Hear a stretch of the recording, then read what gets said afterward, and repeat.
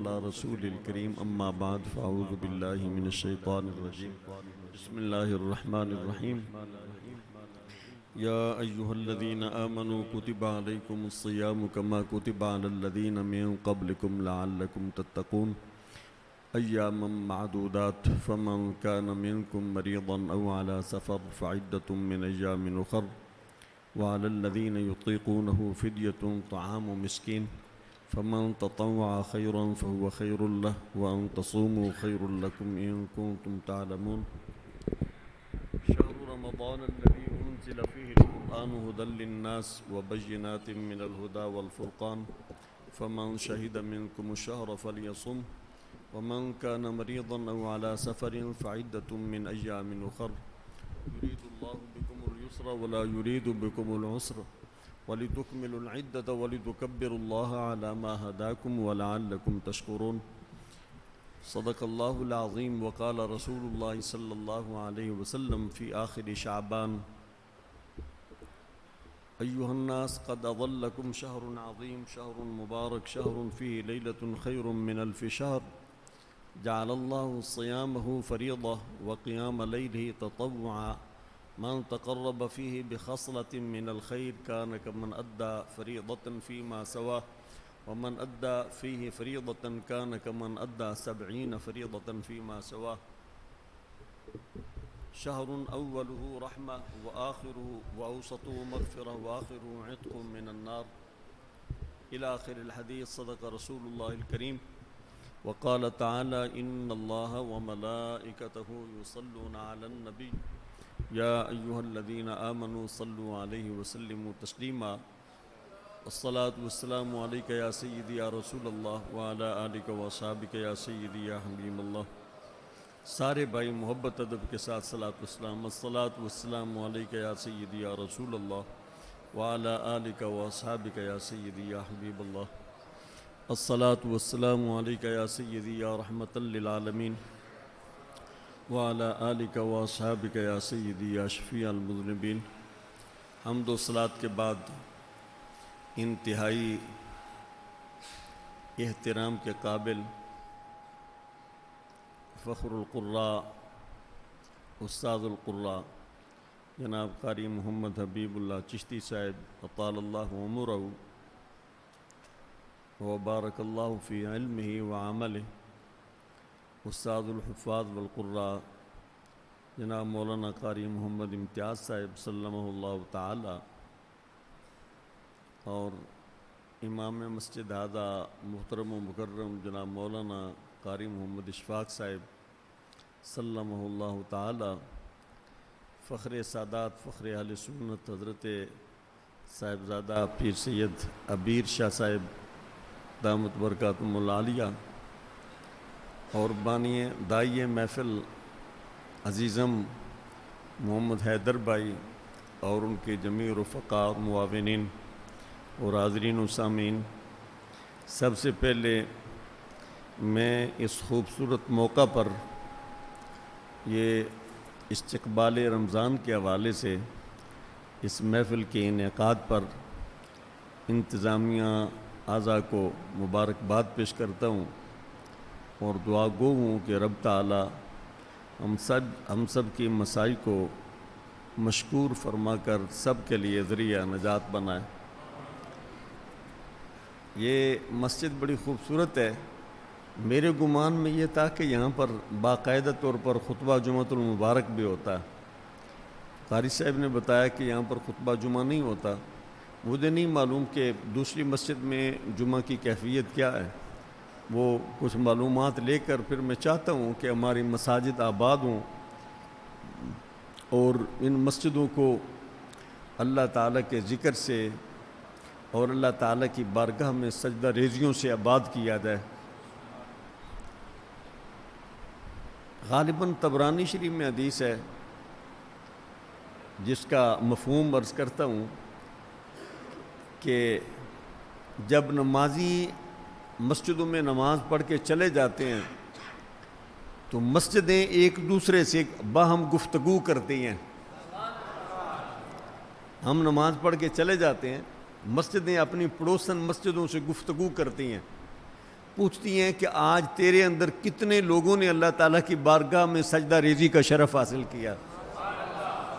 تو جس مسجد میں زیادہ لوگ نماز پڑھتے ہیں وہ مسجد دوسری مسجدوں پر فخر کرتی ہے کہ میرے اندر اتنے لوگوں نے آج اللہ تعالیٰ کی بارگاہ میں سجدہ ریزی کا شرف حاصل کیا۔ اور ہمیں ان مسجدوں کی قدر نہیں ہے نا، اس لیے، لیکن میں تو یہ مسجد جب دیکھتا ہوں نا میرا دل باغ ہو جاتا۔ میں جب وہ شروع میں دیکھا کرتا تھا تو یہ مسجد بڑی چھوٹی تھی، اب یہ مسجد بڑی ہے نا تو بڑی مسجد کو دیکھ کر دل کھل جاتا ہے، مجھے بڑی خوشی ہوتی ہے۔ تو جن بھائیوں نے اس مسجد کی توسیع میں اور اس کی آبادی میں آج تک کسی بھی وجہ سے حصہ لیا، مولا کریم سب کے گھروں کو بھی آباد فرمائے، سب کی قبروں کو بھی رب تعالیٰ آباد فرمائے، اور جو لوگ دنیا سے جا چکے ہیں مولا کریم سب کی مغفرت فرمائے۔ ایک اور حدیث میں محبوب کریم علیہ السلام نے ارشاد فرمایا، ہمیں نا آسمان پر ستارے چمکتے نظر آتے ہیں، کچھ ستاروں کی روشنیاں زیادہ ہوتی ہیں، کچھ کی کم ہوتی ہیں، کچھ طاقتور ہوتے ہیں، کچھ کمزور ہوتے ہیں۔ تو نبی علیہ السلام نے ارشاد فرمایا، جس طرح مہل زمین کو آسمان کے ستارے چمکتے نظر آتے ہیں، آسمان والوں کو زمین کی اور کوئی چیز، کوئی روشنی نظر نہیں آتی، آسمان والوں کو زمین کی مسجدیں چمکتی ہوئی ستاروں کی طرح نظر آتی ہیں۔ آسمان والوں کو زمین کی مسجدیں یہ ستاروں کی طرح چمکتی نظر آتی ہیں۔ جس مسجد میں زیادہ لوگ اللہ تعالیٰ کی عبادت کرتے ہیں فرشتوں کو اس مسجد کا زیادہ نور نظر آتا۔ تو اصل میں مسجدوں کی بنانے کی حقیقت یا اس کی ضرورت یہ ہے کہ انہیں اللہ تعالیٰ کے ذکر سے آباد کیا جائے۔ مسجدوں کا حسن یہ ہے کہ انہیں اللہ تعالیٰ کے ذکر سے آباد کیا جائے۔ تو یہ مسجد تو ماشاءاللہ بڑی خوبصورت ہے اور وسیع ہے۔ آپ اسے یقینی طور پر یہاں پر نماز پنجگانہ تو ہوتی ہے، لیکن اگر آپ اسے مزید اللہ تعالیٰ کے ذکر سے، قرآن کریم کی تعلیم سے اور سجدہ ریزیوں سے آباد کریں تو یہ آپ کے لیے اور اہل علاقہ کے لیے زیادہ برکات کے حصول کا ذریعہ ہوگا۔ یہ زیادہ برکات کے حصول کا یہ اس کے پیچھے بھی ایک حدیث ہے، وہ جتنے جملے ہوتے ہیں پیچھے بڑا یعنی علم کا سمندر ہے، میرے پاس تو نہیں، لیکن نبی علیہ السلام نے ارشاد فرمایا، آپ ارشاد یہ پتہ نہیں یہ کشف ہے یہ حدیث پاک ہے، میں نے حضرت مولانا صبغت اللہ مجدی صاحب جو افغانستان کے سابقہ صدر بھی رہے ان سے یہ سنا تھا۔ آپ فرماتے تھے کہ کسی بھی علاقے میں اللہ تعالیٰ نے جتنی رحمتیں تقسیم کرنا ہوتی ہیں، جتنی برکتیں پورے علاقے والوں کو رب تعالیٰ نے بانٹنا ہوتی ہیں، وہ ساری کی ساری رحمتیں اور وہ برکتیں لے کر فرشتے اس محلے کی مسجد میں اترتے ہیں۔ جس طرح کے مختلف محکموں میں اپنے ان کے ہیڈ آفس ہوتے ہیں نا، محکمہ تعلیم والے وہ اپنے اسکولوں کالجوں میں جائیں گے، جو میڈیکل والے ہیں وہ اپنے اسپتالوں میں جائیں گے، مختلف محکمہ جات کے جو ٹیمیں آتی ہیں وہ اپنے متعلقہ کسی آفس میں متعلقہ ادارے میں جاتے ہیں۔ تو یہ اللہ تعالیٰ کی رحمتیں فرشتے لے کر اس محلے کی مسجد میں جاتے ہیں، پھر وہاں سے اس کی ڈسٹریبیوشن ہوتی ہے۔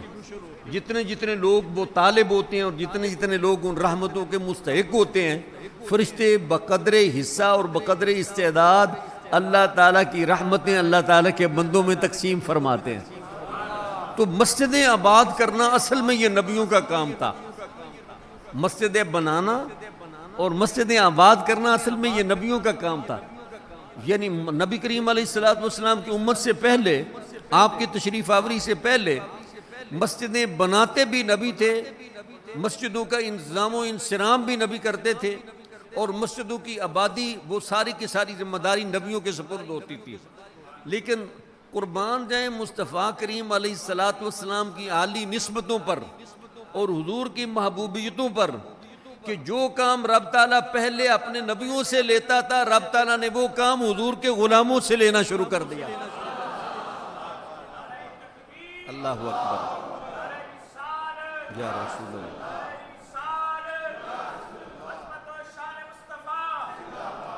یہ نبی کریم علیہ السلام کی محبوبیت ہے نا، ہم نبی نہیں ہیں، لیکن رب تعالیٰ اپنے فضل و کرم سے کام نبیوں والا لے رہا۔ یہ محلے کے لوگوں نے مستریوں نے یہ سارے، میں آیا تھا جیسے یہ بنیاد رکھنا تھی، آپ نے کوئی جگہ ادھر سے ایڈ بھی کی تھی، یہ ساری چیزیں مجھے معلوم ہے، اور یہ ہم نے سب نے مل کر یعنی مقامی لوگوں نے یہ مسجد مل کر بنائی.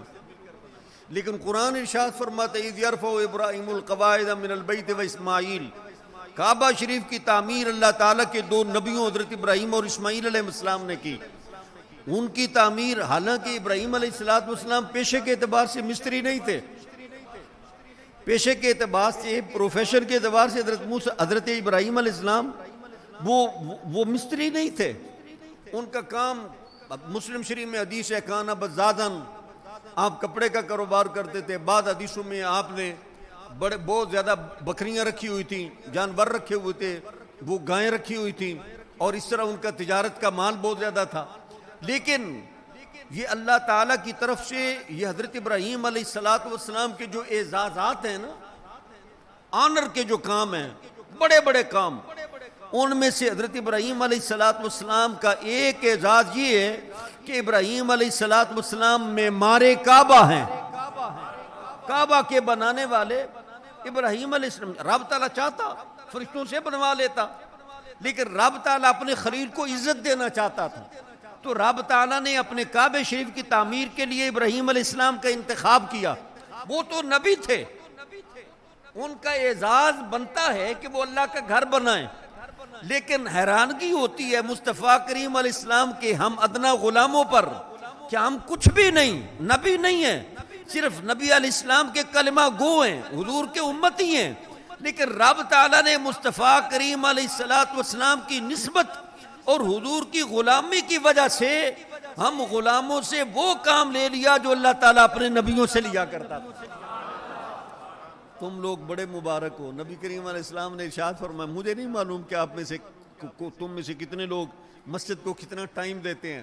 مسجد کو ٹائم دیا کریں. آپ کا زیادہ وقت جو ہے وہ مسجد میں گزرے. گھر میں بھی آپ لیٹ جاتے ہیں، مسجد میں زیادہ وقت گزارا کریں. نبی کریم علیہ السلام نے ارشاد فرمایا، جس بندے کے متعلق دیکھو نا کہ اس کا دل من کان قلبہ معلقۃ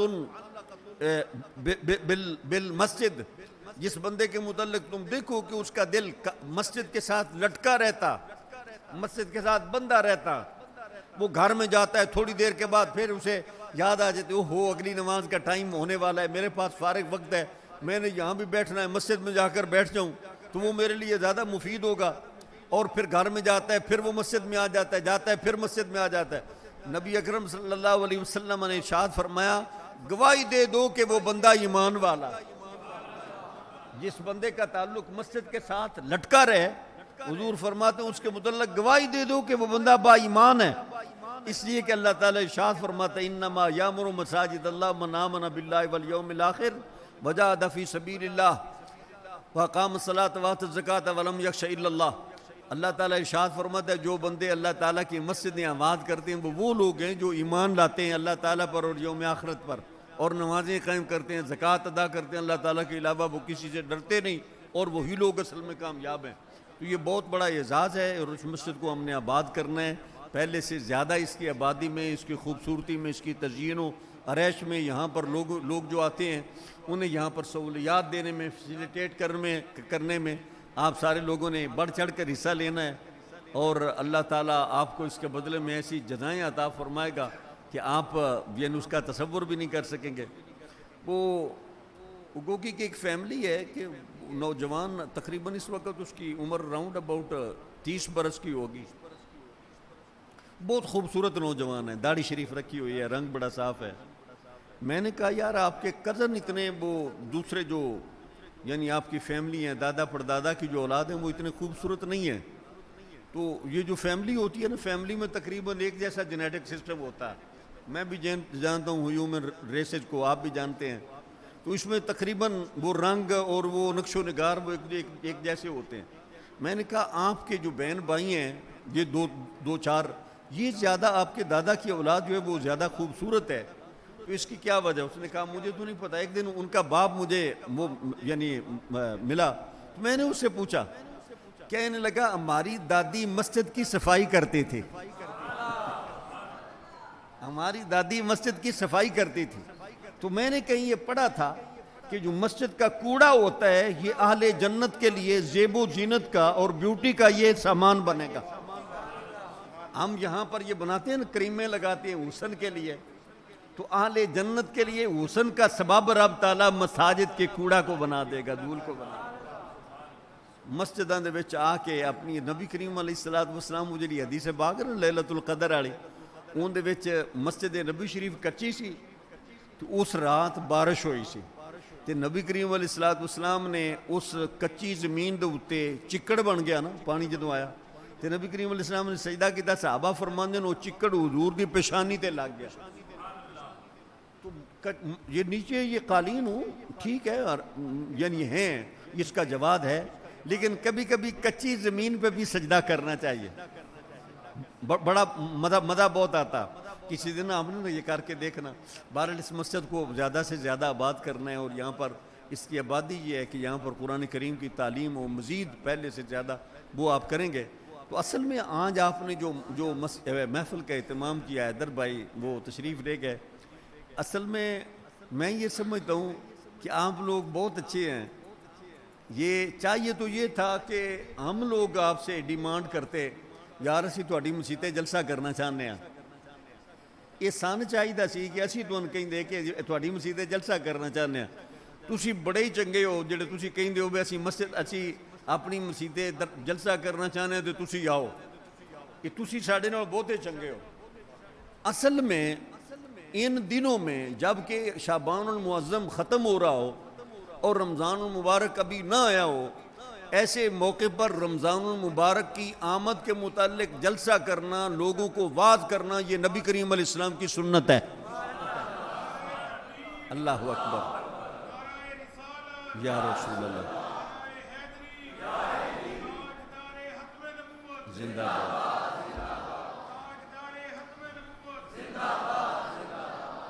حضرت سلمان فارسی کا نام سنا ہوگا، حضور علیہ السلام کے بہت جلیل القدر صحابی ہیں، اور یہ ہمیں تو دین کی قدر نہیں ہے نا، ہمیں دین ملا ہے فری میں، مسلمانوں کے گھر میں پیدا ہو گئے تھے، دین مل گیا، ہم مسلمان ہو گئے۔ دین کی قدر پوچھ رہی ہیں تو حضرت سلمان فارسی سے پوچھو۔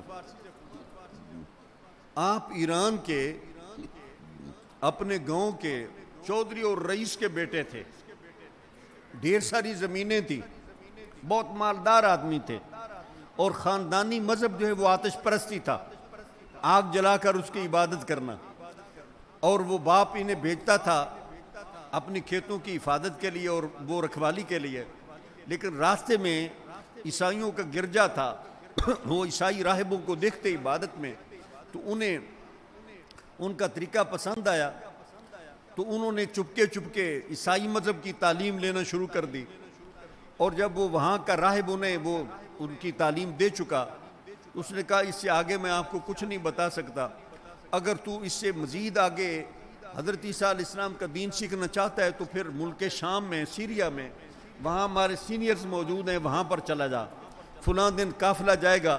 تو حضرت سلمان فارسی رضی اللہ تعالیٰ عنہ نے آپ نے گھر بار چھوڑا اللہ تعالیٰ کے دین کے لیے، وہاں پر گئے تو آپ اس کے یعنی جو اس نے ایڈریس دیا اس راہب کے پاس جا کر رہے، وہ مرنے لگا، خدمت کرتے رہے، اس سے پوچھا اب میں مزید کدھر جاؤں، اس نے اگلے کسی اپنے راہب کا پتہ دیا، اس نے تیسرے کا، 5-6 انہوں نے عیسائی علماء کی خدمت کی۔ تو جب آخری وہ جو راہب تھا، جب اس کا آخری وقت آیا تو حضرت سلمان فارسی نے پوچھا کہ اے استاد محترم اب میں کہاں جاؤں، ابھی میری پیاس ختم نہیں ہوئی، میں اللہ تعالیٰ تک پہنچنا چاہتا ہوں، تو بتا مجھے کیا کرنا چاہیے۔ تو اس راہب نے کہا کہ اے سلمان، میرا علم یہ گواہی دیتا ہے، میں نے جو سابقہ کتابیں پڑھی ہیں ان کی روشنی میں یقین کے ساتھ تمہیں یہ کہہ سکتا ہوں کہ اس وقت تیری تسلی کرنے والا، تجھے خدا سے ملانے والا اب عیسائی مذہب میں کوئی ایسا بندہ نہیں جو یہ فریضہ ادا کر سکے۔ میرا علم یہ بتاتا ہے کہ تجھے حق تعالی سے ملانے والا نبی آخر الزمان صلی اللہ علیہ وسلم کھجوروں والی سرزمین میں جلوہ فگن ہو چکا۔ اب ان کے پاس چلے جاؤ، یثرب میں چلے جاؤ، جب تم ان کی خدمت میں پہنچو گے، تم ان کے پاس پہنچو گے، وہ تمہیں خدا تک پہنچا دے گا۔ تو حضرت سلمان فارسی رضی اللہ تعالیٰ عنہ فرماتے ہیں کہ میں نے پوچھا کہ میں عرب میں جانا چاہتا ہوں، یثرب میں جانا چاہتا ہوں، تو وہاں سے ایک قبیلہ وہ ادھر آنا چاہتا تھا، حضرت سلمان فارسی رضی اللہ عنہ کا گزر بسر بھیڑ بکریاں پال کر ہوتا تھا. آپ نے ارشاد فرمایا کہ میں یثرب میں جانا چاہتا ہوں تو تم مجھے اپنے ساتھ لے جاؤ. انہوں نے کہا کرائے کے طور پر کیا دو گے؟ جانا پیدل ہے اور کرایہ لینا. حق کی حفاظت. کچھ دور میں ڈکیت ہوتے تھے, مال لوٹ لیتے تھے. حفاظت کے طور پر, کرائے کے طور پر کیا دو گے؟ حضرت سلمان فارسی رضی اللہ تعالیٰ کو نبی کریم علیہ السلام کی محبت اتنی شدید تھی, آپ نے ارشاد فرمایا تم مجھے کھجوروں والی سرزمین میں پہنچا دو, سارا مال میں تمہیں دے دوں گا. حضرت سلمان فارسی نے ساری بکریاں دے دی, لیکن وہ اس دور کے بڑے ظالم آدمی تھے. انہوں نے بکریاں بھی لے لی اور حضرت سلمان فارسی کو غلام بنا کر آگے بیچ دیا. غلام بنا کر آگے بیچ دیا. حضرت سلمان فارسی حضور کی طلب میں غلام بن گئے. دین کی طلب میں حضرت سلمان فارسی غلام بن گئے, اور وہ غلام بن کر ایک یہودی کے وہ خدمت کرنے لگے. تو ایک دن ان کا دوست آیا, اس یہودی کا, ان کے مالک کا دوست آیا یثرب سے. وہ کہنے لگا میں کوئی اچھا سا غلام خریدنا چاہتا ہوں, مجھے مشورہ دو. تو اس نے کہا یہ جو میرے پاس ہے یہ فارسی ہے, یہ بڑا اچھا آدمی ہے. اس نے کہا چلو تم دینا چاہتے ہو, کہا میں نے اتنے کا لیا, تو لے جا. حضرت سلمان فارسی رضی اللہ تعالیٰ نے ایک مالک سے دوسرے غلام کے پاس, دوسرے مالک کے پاس بکے, اور وہ ان کو لے کر مدینہ طیبہ میں آ گیا. حضرت سلمان فارسی مدینہ طیبہ میں بحیثیت غلام کے آئے تھے اور سارا دن اپنے مالک کے کھیت میں کام کرتے تھے. ایک دن وہ کھجور پر چڑھ کر مالک کے لیے کھجوریں وہ توڑ رہے تھے کہ ان کے مالک کا دوست آ گیا. کہنے لگا کہ اے دوست تو نے سنا آج مدینہ میں یثرب میں ایک بڑا عجیب واقعہ ہو گیا. کہا کیا ہوا؟ کہا مکہ مکرمہ سے وہ شخصیت آ گئی جو یہ سمجھتی ہے کہ میں اللہ تعالیٰ کا آخری نبی ہوں. حضرت سلمان فارسی رضی اللہ تعالیٰ نے جب آخری نبی کی بات سنی فوراً نیچے آ گئے اور کہا کیا ہوا؟ تو وہ مالک کے لیے یہ بڑی عزت, یہ بڑی ہتک والی بات تھی کہ ہمارا غلام ہماری بات میں انٹرسٹ لے. مالک نے حضرت سلمان فارسی کو تھپڑ مارا کہ تو کون ہے جو ہماری بات میں مداخلت کرے, چل کے اپنا کام کر. حضرت سلمان فارسی رضی اللہ عنہ نے تھپڑ کھا لیا. وہ سارا دن انتظار کرتے رہے کب مجھے موقع ملے اور میں نبی علیہ الصلوۃ والسلام کی خدمت میں حاضر ہوں.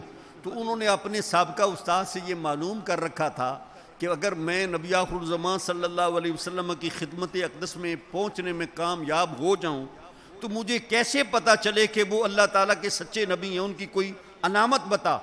تو اس نے بتایا کہ جب تو ان کے پاس پہنچے گا ان کی صداقت کی دلیل یہ ہے کہ وہ صدقہ قبول نہیں کریں گے, صدقہ نہیں کھائیں گے, ہدیہ قبول کر لیں گے. صدقہ نہیں کھائیں گے, ہدیہ قبول کر لیں گے. اور دوسرا ان کے دونوں کندھوں کے درمیان مور نبوت ہوگی. حضرت سلمان فارسی رضی اللہ تعالیٰ کو کچھ کھجوریں لی اور نبی علیہ الصلوۃ والسلام کا پتہ پوچھتے پوچھتے حضور کی خدمت میں گئے. آپ نے فرمایا یہ کیا ہے؟ حضرت سلمان نے کہا یا رسول اللہ صلی اللہ علیہ وسلم یہ صدقے کی کھجوریں ہیں. آپ نے اس وقت حاضرین میں جو غربا تھے انہیں بانٹ دی. حضرت سلمان فارسی دل میں بڑے خوش ہوئے, ہیں تو وہی, انہوں نے صدقہ کھایا نہیں, بات سچی ہے, ٹھیک جگہ پر پہنچاؤ. دوسرے دن دوسری علامت دیکھنے کے لیے پھر آپ نے کھجوریں لی, حضور کی خدمت میں پہنچے. حضور نے پوچھا سلمان یہ کیا؟ کہا یہ ہدیے کی کھجوریں, ہدیہ تحفہ. نبی علیہ السلام نے قبول فرمایا, خود بھی تناول فرمائی, بقیہ حاضرین میں بانٹی. بڑے خوش, کہنے لگے ایک علامت رہ گئی, اگر وہ بھی مل جائے نا تو پوری تسلی ہو جائے. نبی علیہ الصلوۃ والسلام نور نبوت سے یہ سب بھانپ گئے. آپ نے ارشاد فرمایا سلمان تو یہ ابھی تیسری علامت بھی دیکھنا چاہتا ہے؟ آپ نے اپنی قمیص مبارک اٹھا کر آپ نے ارشاد فرمایا دیکھ لے, یہ ہے وہ مور نبوت جو تیرے استاد نے بتائی تھی.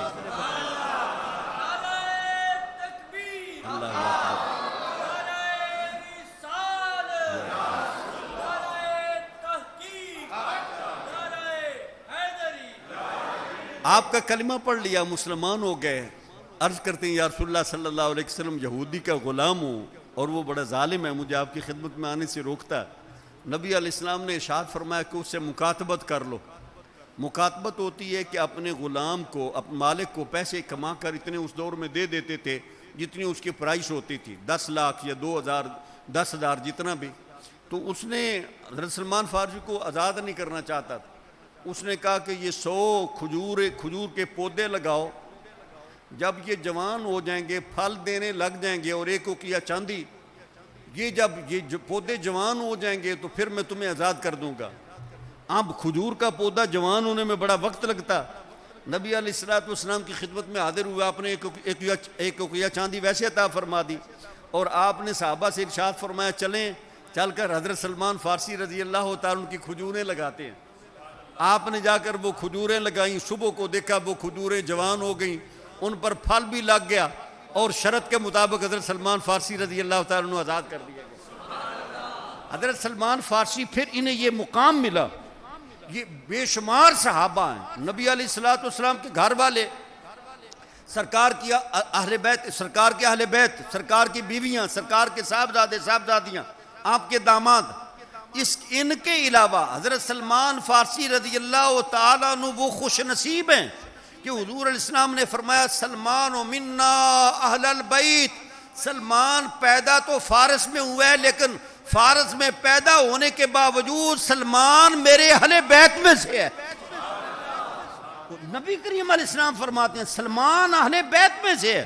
یہ حضرت سلمان فارسی رضی اللہ تعالیٰ عنہ یہ بیان فرماتے ہیں کہ شعبان المعظم, یہ جو مہینہ چل رہا ہے اسلامی, اس کے آخری ایام تھے, اور آگے رمضان المبارک, یہ چند دنوں میں 1-2 دن میں اس کا چاند طلوع ہونے والا تھا.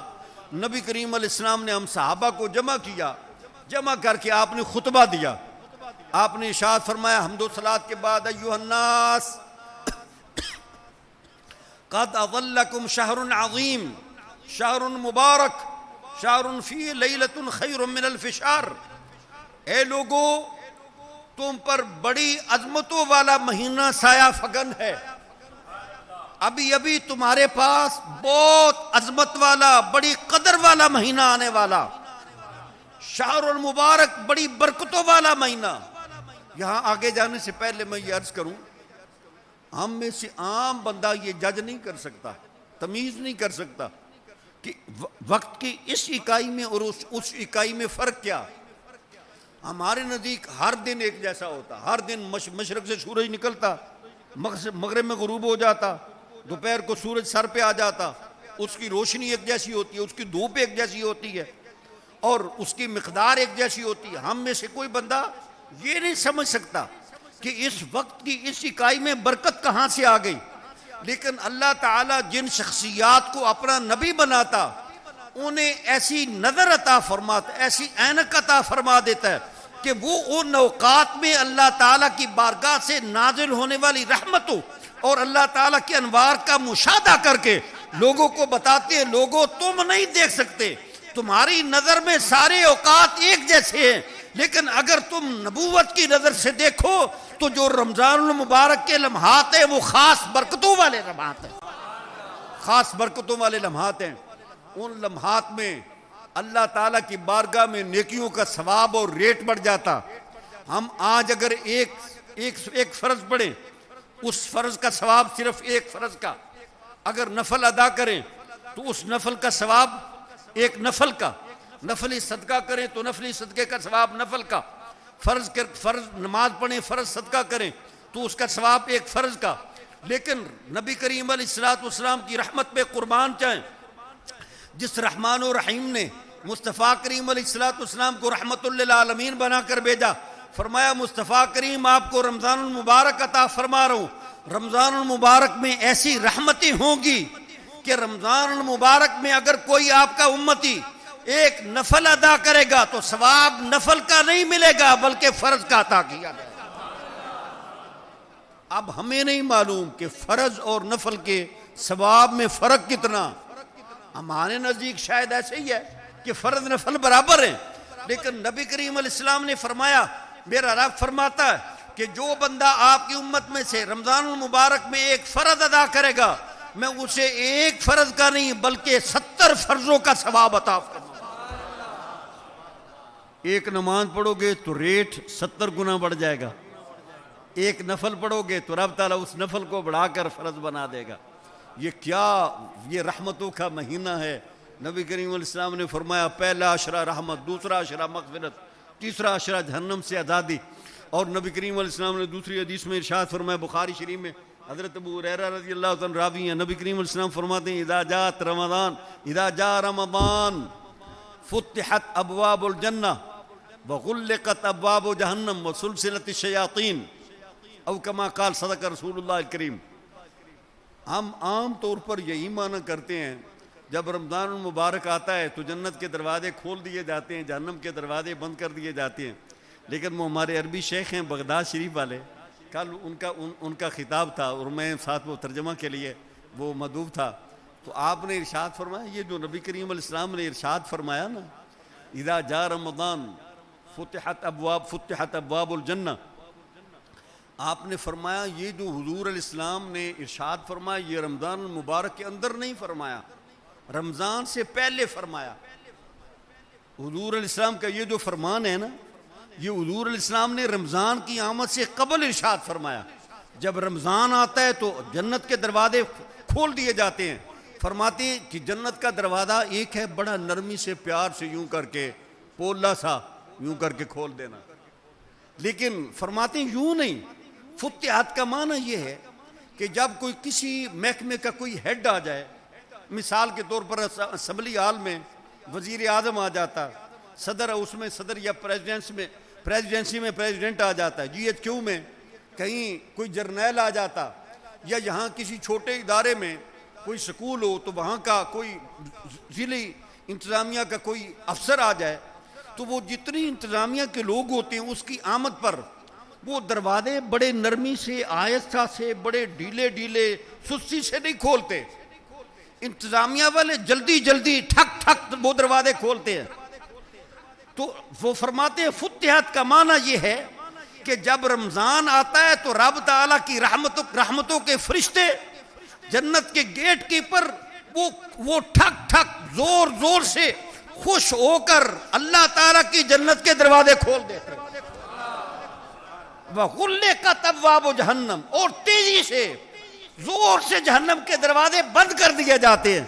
اور یہ اللہ تعالیٰ کی بہت بڑی رحمت ہے۔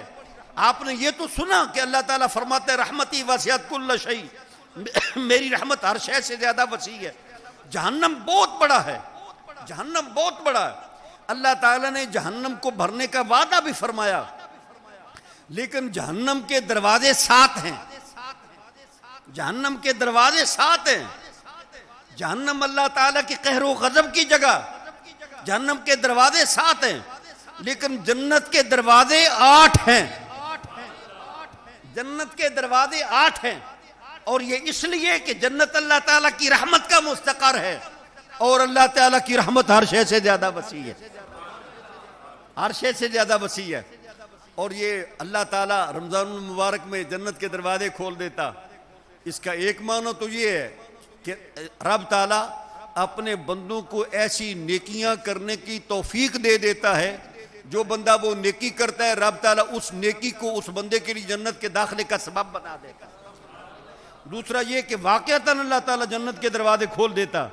تو مصطفیٰ کریم علیہ السلام کی نظر نبوت پہ قربان جائیں، جو مدینہ طیبہ میں بیٹھ کر رمضان المبارک کی آمد پر جنت اور جہنم کے مناظر دیکھ دیکھ کر اپنے غلاموں کو بیان فرماتے رہتے ہیں۔ یہ حضور کی نظر کو داد دیں کہ حضور کہاں بیٹھ کر کیا کیا دیکھتے ہیں۔ اگر نبی کریم علیہ السلام زمین پر بیٹھ کر یہ 7 آسمانوں سے آگے اگر جنت اور جہنم کا مشاہدہ فرما سکتے ہیں، تو یہاں سے تو مدینہ طیبہ صرف 3600 میل ہے، وہاں پر بیٹھے بیٹھے مصطفیٰ کریم علیہ السلام اپنے غلاموں کا بھی مشاہدہ فرماتے ہیں۔ نبی اکرم صلی اللہ تعالیٰ علیہ وسلم نے ارشاد فرمایا کہ اللہ تعالیٰ رمضان المبارک کی ہر رات کو 70,000 لوگوں کو جہنم سے آزاد فرماتا۔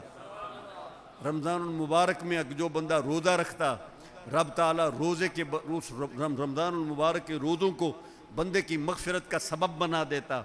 رات کو قیام کرنا اللہ تعالیٰ نے تطوع بنا دیا، نماز تراویح پڑھنا۔ تو یہ بہت ساری باتیں ہیں، یہ ٹائم بھی کافی ہو گیا، اور میں آپ سے یہ اس خواہش کے ساتھ یہ عرض کرنا چاہتا ہوں کہ رمضان المبارک میں یہ اس مہینے کو شہر المواسات بھی کہا گیا ہے، شہر خیر بھی کہا گیا. یہ غمخواری کا مہینہ ہے، ایک دوسرے صبر کا مہینہ ہے، ایک دوسرے کے ساتھ یہ حسن سلوک کا مہینہ ہے. اور اس مہینے میں اگر تم اللہ تعالیٰ کی مخلوق کو یہ زیادہ سے زیادہ کوئی یعنی انہیں بھی کھلاؤ پلاؤ گے تو اللہ تعالیٰ اس سے زیادہ اگر تم خود روزہ رکھ لو نا تو یہ بہت بڑی عبادت ہے. لیکن روزہ رکھنے کے ساتھ ساتھ اگر تم دوسرے بندوں کے روزے کی افطاری کا سبب بن جاؤ تو رب تعالیٰ اس کا اجر تمہیں کئی گنا زیادہ عطا فرمائے گا. تو اس مہینے میں ایک تو یہ کہ میں اس لیے بھی کلوز کرنا چاہتا ہوں کہ 12 بجے سے پہلے 4 بجے 4:15 بجے آج کل وہ فجر کی نماز ہو جاتی ہے. تو آپ یہ اصل میں یہ محفلیں کرنے کا اصل مقصود یہ ہوتا ہے کہ ہماری زندگی میں دین آ جائے. یعنی میں ان نعتوں کا ان وعظوں کا میں قائل نہیں ہوں جو کہیں جی مزہ بڑا ہے پر عمل تے دل نہیں کردا. مزہ بڑا ہے پر نماز پڑھتے نہ مولوی صاحب نے نماز کی گل کی ہے تے نہ ہی ساڈا اپنا دل کردا ہے. میں سمجھتا ہوں کہ اگر یہ جو ہماری محفل ہے نا یہ ایسے ہے کہ جیسے ایک بس ہے، ایک گاڑی ہے. ہم اس گاڑی میں تقریباً 100 آدمی ہیں یا 200 آدمی ہیں.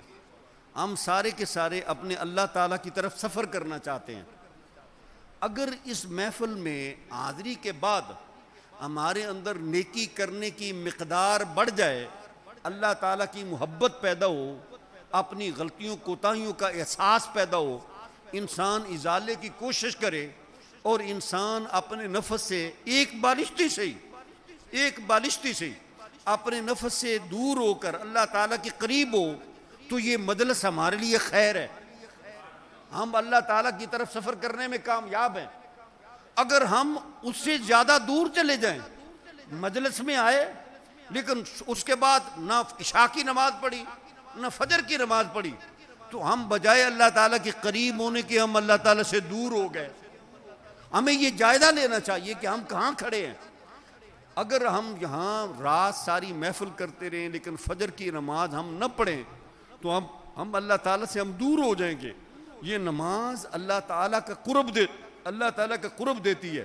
قرآن کریم میں آتا ہے وَاسْجُدْ وَاقْتَرِبْ، سجدہ کر اور اللہ کے قریب ہو جا. سجدہ بندے کو اللہ تعالیٰ کے قریب کرتا، نماز بندے کو اللہ تعالیٰ کے قریب کرتی ہے.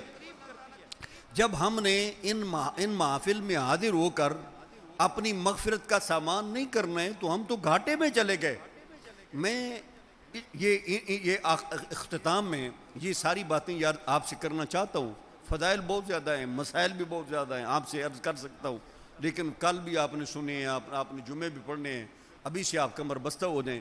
ایک تو یہ کہ نبی علیہ السلام نے ارشاد فرمایا کہ جو بندہ فجر کی نماز با جماعت ادا کرتا ہے رب تعالیٰ اسے آدھی رات کی عبادت کا ثواب عطا فرماتا. جڑا بندہ عشاء دی نماز بھی با جماعت ادا کرے اسے بھی آدھی رات کا، عشاء اور فجر کی نماز یہ 2 نمازیں با جماعت ادا کر لو رب تعالیٰ پوری رات کی عبادت کا ثواب عطا فرما دیتا. تو آپ ابھی آپ نے گھروں میں جانا ہے جب یہ دعا ہوگی، لیکن اس یقین کے ساتھ کہ ہم نے فجر کی نماز کے لیے اٹھنا ہے اور فجر کی نماز ہم نے مسجد میں حاضر ہو کر ادا کرنی ہے. یہ یہاں پتہ چلے کہ رات لوگوں نے واز سنا، حضور کے غلاموں نے اپنے نبی کی حدیثیں سنی ہیں اور انہوں نے یہ تہیہ کر لیا ہے کہ آج کے بعد ہم نے نمازیں مسجد میں حاضر ہو کر ادا کرنی ہے. اور دوسرا یہ کہ رمضان المبارک آ رہا، رمضان المبارک میں یہ بڑا عجیب یہ کافروں کا یہ نظام ہم پر غلبہ کر رہا ہے کہ رمضان المبارک اصل میں عبادات کا مہینہ ہے، اللہ تعالیٰ کو راضی کرنے کا مہینہ ہے، صبر کا مہینہ ہے، تلاوت کا مہینہ ہے. اس مہینے میں قرآن نازل ہوا، نبی علیہ السلام اس مہینے میں قرآن کریم کی تلاوت کا دور فرماتے تھے اور وہ زیادہ سے زیادہ قرآن کریم کی تلاوت کرتے تھے، اعتکاف فرماتے تھے، عبادات کا مہینہ. لیکن یار لوگوں نے اس مہینے میں ٹورنامنٹ کروانا شروع کر دیے، لہو و لعب میں اس مہینے کو گزارنا شروع کر دیا جس کا دین کے ساتھ کوئی تعلق نہیں ہے. ہمیں تو چاہیے تھا کہ ہم اپنے بچوں کو، اپنے احباب کو، اپنے دوستوں کو یہ قائل کر کے، موٹیویٹ کر کے، گھیر گھار کے اللہ تعالیٰ کے گھر میں لاتے، خود بھی قرآن پڑھتے، دوسروں کو بھی پڑھواتے. کہ جائے کہ ہمارے معاشرے کے جو کچھ وہ سرکردہ لوگ ہوتے ہیں، سربراہ لوگ ہوتے ہیں، جنہیں اللہ تعالیٰ نے ظاہری طور پر کوئی جھوٹی سچی عزت دے رکھی ہے، وہ یہ سمجھتے ہیں کہ ہماری عزت اس سے بڑھے گی کہ ہم لوگوں کو دین سے دور کرنے کے لیے ٹورنامنٹ کروائیں۔ اور میں نے دیکھا ہے کہ اس کی خرابی یہ ہوتی ہے کہ سحری تک ٹورنامنٹ رہتے ہیں اور لوگ سحری کو فجر کو روزہ بھی نہیں رکھتے اور جا کر سو جاتے ہیں، دوپہر کو کھانا کھاتے ہیں۔ خدا تعالیٰ کی پناہ۔ تو میں نے جو آپ کو حدیثیں سنائی ہیں کہ رمضان المبارک کا جو روزہ نبی علیہ الصلوۃ والسلام نے ارشاد فرمایا کہ جو بندہ رمضان المبارک کا روزہ نہیں رکھتا، اگر رمضان کے بعد وہ کہے کہ میں یہ اپنی کمی کی تلافی کر لوں، حضور نے فرمایا ساری زندگی بھی روزہ رکھتا رہے تو جو رمضان المبارک کا ایک روزہ چھوٹ گئے، ساری زندگی کا روزہ بھی اس ایک روزے کی تلافی نہیں کر سکتا۔ رمضان المبارک اس کے اندر برکات ہیں۔ حضور فرماتے ہیں لو یعلم العباد ما فی رمضان لتمنت امتی ان تکون السنۃ کلھا رمضان۔ حضور فرماتے ہیں اگر میری امت کو پتہ چل جائے نا کہ رمضان المبارک میں کتنی رحمتیں ہوتی ہیں، کتنے ثواب ہوتے ہیں، اور اللہ تعالیٰ کتنے لوگوں کی جہنم سے آزادی فرماتا، اور اللہ تعالیٰ کتنی لوگوں کے ساتھ بھلائی فرماتا، تو میری امت چاہتی کاش کہ سارا سال رمضان ہی رہے۔ رمضان اتنی قیمتی چیز ہے۔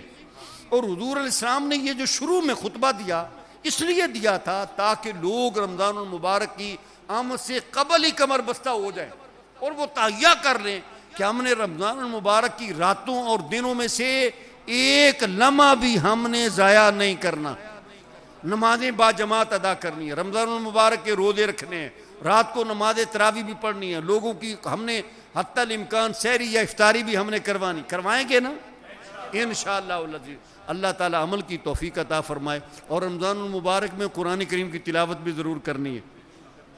نبی کریم علیہ السلام فرماتے ہیں قیامت والا دن ہوگا، رمضان آ جائے گا، باپ بیٹے سے بھاگ جائے گا، بیٹا باپ سے بھاگ جائے گا، دوست سے بھاگ جائے گا، رمضان المبارک آ جائے گا، قرآن آ جائے گا، بہت حسین صورت میں آئیں گے، اور آ کر اس بندے کو جس نے رمضان المبارک کا احترام کیا ہوگا، دن کو روزے رکھے ہوں گے، رات کو قیام کیا ہوگا، دن کو محرمات سے بچتا رہا ہوگا، رات کو قرآن کریم کی تلاوت کرتا ہوگا، یہ رمضان المبارک اور قرآن کریم اس بندے کی اللہ تعالیٰ کی بارگاہ میں سفارش کریں گے کہ یا اللہ یہ بندہ رمضان کہے گا یا اللہ یہ میرے روزے رکھتا تھا، میرا احترام کرتا تھا، دن کو کھانے پینے سے بچتا تھا، بھوک بھی ہوتی تھی، طلب بھی ہوتی تھی، یا اللہ یہ محض میرے احترام میں، یا اللہ یہ میرے احترام میں یہ تیری نافرمانی سے بچتا تھا، یا اللہ اس کے متعلق میں تیری بارگاہ میں سفارش کرتا ہوں، یا اللہ اس بندے کی مغفرت فرما دے۔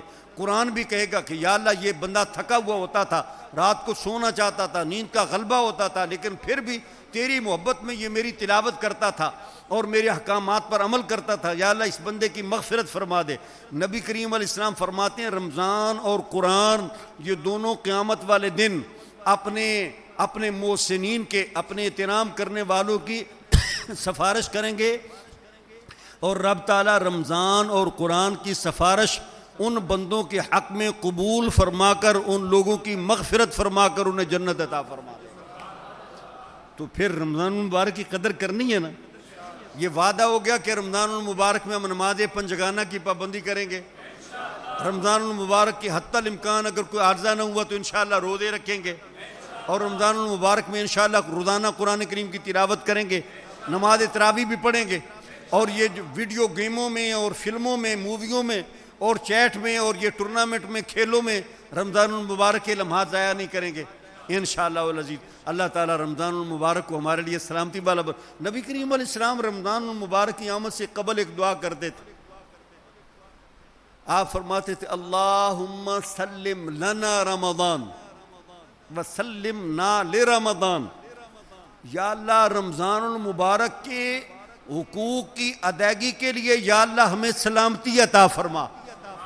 حضور رمضان المبارک کی آمد سے قبل ایک دعا کرتے تھے، یا اللہ رمضان المبارک کے روزے رکھنے کے لیے، رات کو قیام کرنے کے لیے، تراویح کے لیے، قرآن کریم کی تلاوت کے لیے یا اللہ ہمیں صحت و سلامتی عطا فرما، اور رمضان کو ہمارے لیے سلامتی والا بنا کہ یا اللہ رمضان میں ہم پر تیرا قہر و غضب نہ آئے۔ پیچھے زلزلہ آیا نا چند سال قبل، رمضان میں یہ اللہ تعالیٰ کی طرف سے عذاب ہوتا، کتنے بندے ہلاک ہو گئے۔ یا اللہ رمضان میں ہم پر ایسی کوئی آفت نہ آ جائے، یا اللہ تیرا قہر و غضب نہ نازل ہو، یا اللہ رمضان کو ہمارے لیے سلامتی والا بنا اور ہمیں رمضان کے لیے سلامتی عطا فرما۔ اللہ تعالیٰ مجھے اور آپ کو سلامتی عطا فرمائے اور رمضان المبارک کی رب تعالیٰ حقوق کی ادائیگی کی توفیق عطا فرمائے۔ آپ اٹھ کر ایک دو شعر صلاۃ و سلام کے پڑھ کر پھر اس کے بعد دعا کرتے۔